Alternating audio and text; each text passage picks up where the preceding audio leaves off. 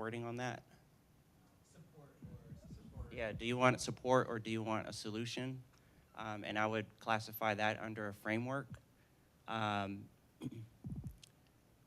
We also thought that a lot of work could be done to redefine the culture of the newsroom, sort of how it operates, and finding common ground in which to hold conversations.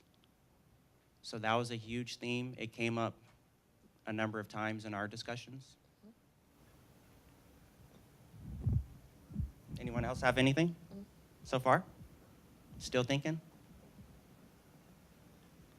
It's okay, you don't have to be shy this morning. We're in a safe space.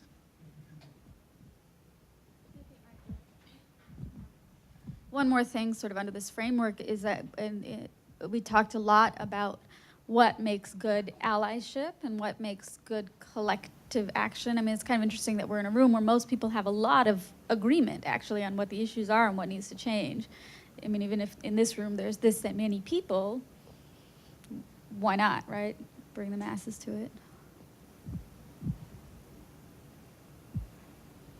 Anything we didn't include here that you are thinking maybe I shouldn't say that?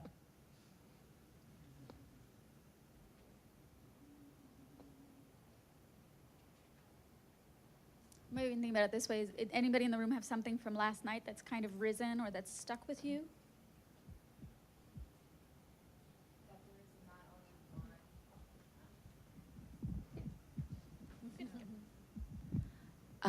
I still think that people don't know exactly what diversity is. So what is diversity? And there can be multiple answers. I think the individual can think of a few ways to articulate it, but it would be helpful if there was like maybe one definition or framework of what diversity is, what it looks like, what it might mean in newsrooms and classrooms moving forward. Specific space that you have some overarching definition of diversity that Yeah. reigns in that place. Right. Even though individuals may have different.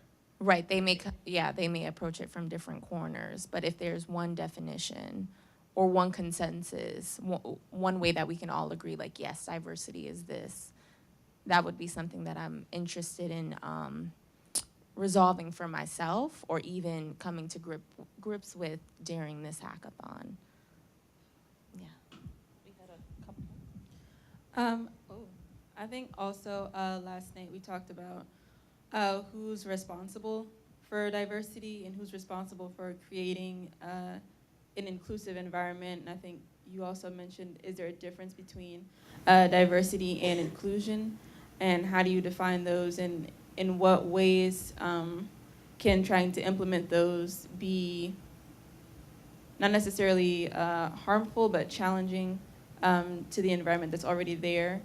And do you have diversity in terms of diversity in more than one demographic, racial diversity, diversity in perspectives, diversity in beliefs, religion, cultural backgrounds, and things of that nature?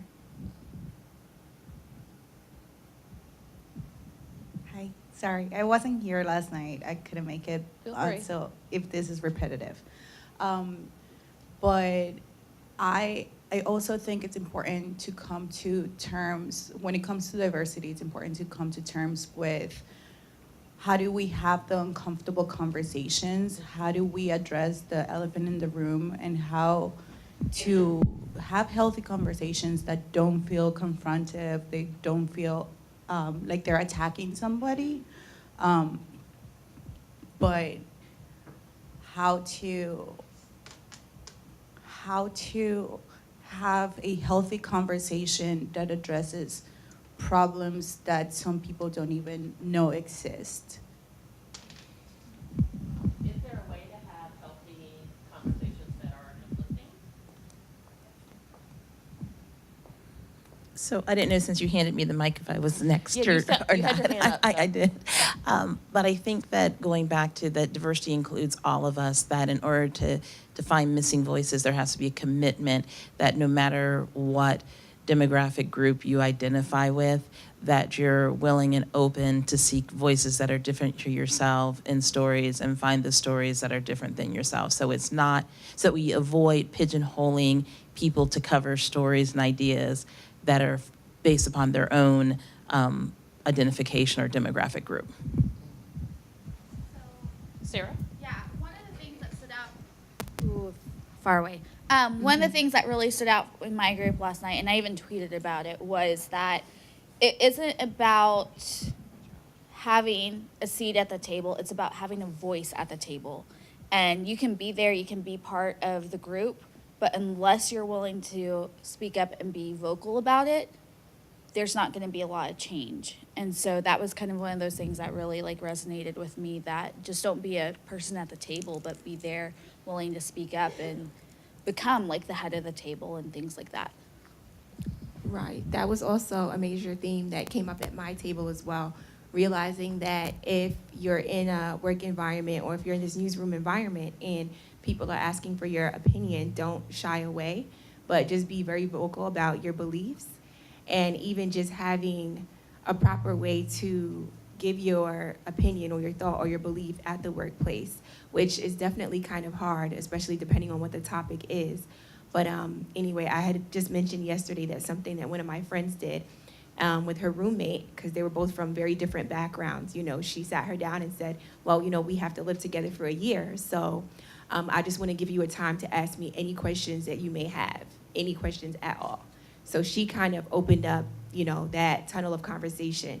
But anyway, I feel like a way that could be practically applied to the workforce is to, you know, go on a lunch date with someone you don't really know and kind of just get to know them better. And that way you guys will be more comfortable in the workplace sharing your opinions and your views with each other.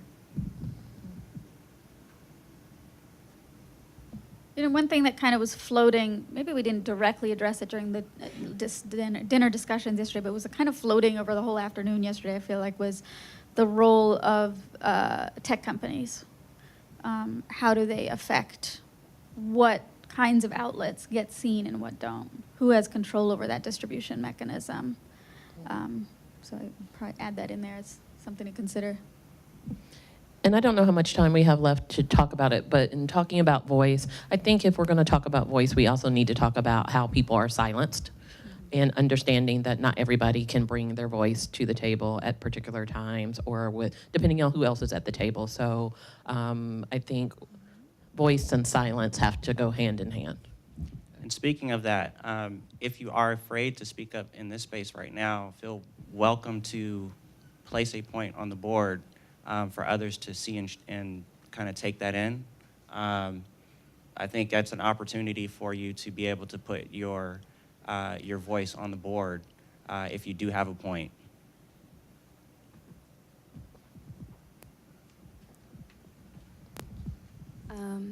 One thing that came up yesterday was having conversations about solutions, and after Meredith's emphasis on how the newsrooms had to include 3 examples of what they thought diverse coverage was, I thought about the solution of like how in editorial board meetings that could be something that's like worked into maybe the weekly or monthly dialogue, like what diverse coverage did we have this week? What is our definition of diverse coverage?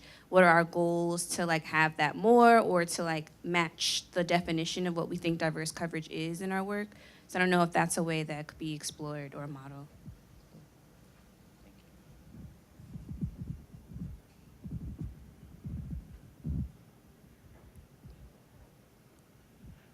Okay, it looks like we're off to a good start.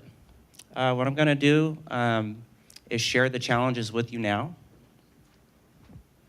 These challenges are also in your packet, so if you want to follow along, you're more than welcome to pull that out.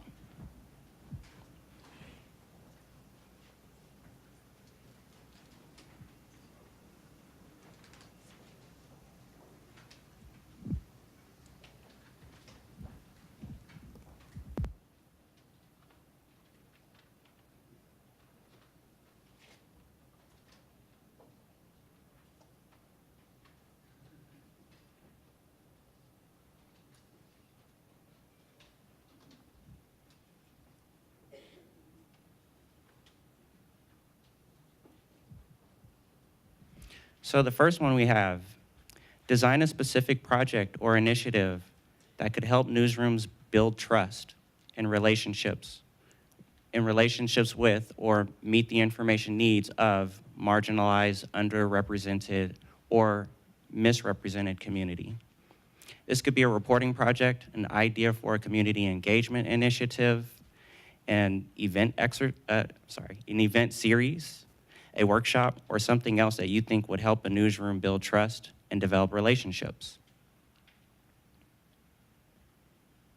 Next we have, develop an idea or initiative that would help newsrooms hire more diverse staffs. This could be a fellowship program, professional development effort, or any other idea that would prepare young, diverse talent and or welcome people outside traditional journalism backgrounds. Think about creative collaborations that would help realize your idea, funding sources that could support it, and be specific about who would benefit and participate. We also have create a diversity handbook for newsroom leadership from the perspective of young journalists who are entering the industry. What do you think leaders need to know to make their staff more diverse and their newsrooms coverage more representative of the people they serve? Design a concept for a workshop, training, or resource that helps journalists better understand, connect with, and represent different communities that they may not belong to or are represented in their reporting. Think about how journalists can consider their own biases before reporting or practice deep listening to better engage with different communities and tell stories that reflect their experience. Develop an idea for a program, opportunity, or resource that would help newsrooms better support staff from marginalized communities, including people of color and LGBTQ staff. This could be an idea for mentorship, a conversation series, a learning initiative, or any other idea that would support a more inclusive and supportive staff, or help people from underrepresented communities better cope with and address a lack of diversity in their newsrooms.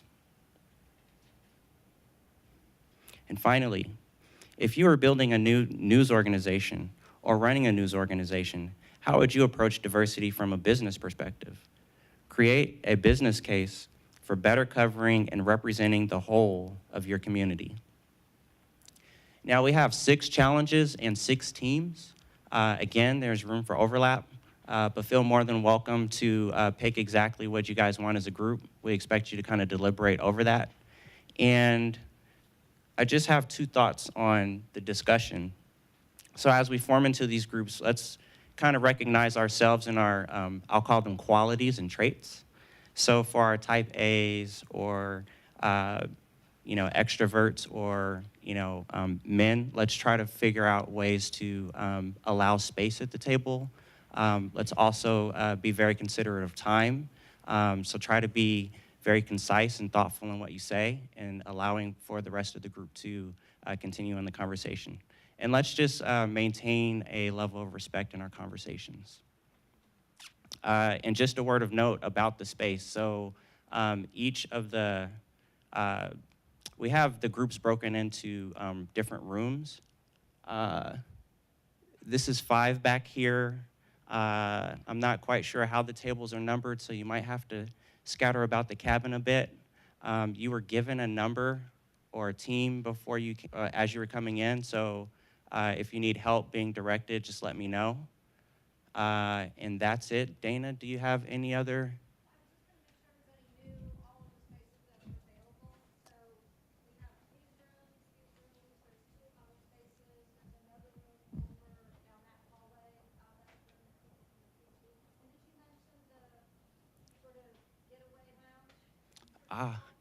Where is that?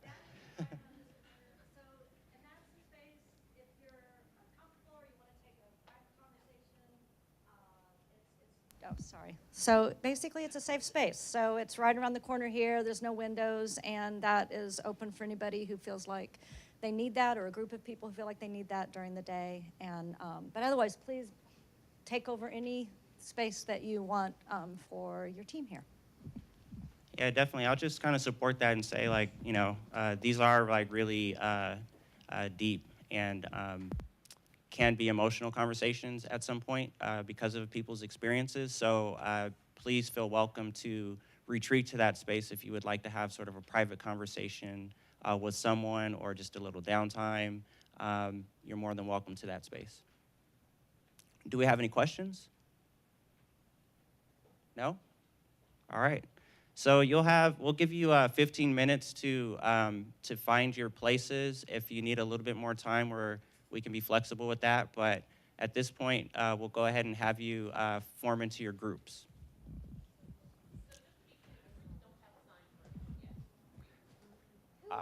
There's a number in each room, so that should correlate with the number of your group.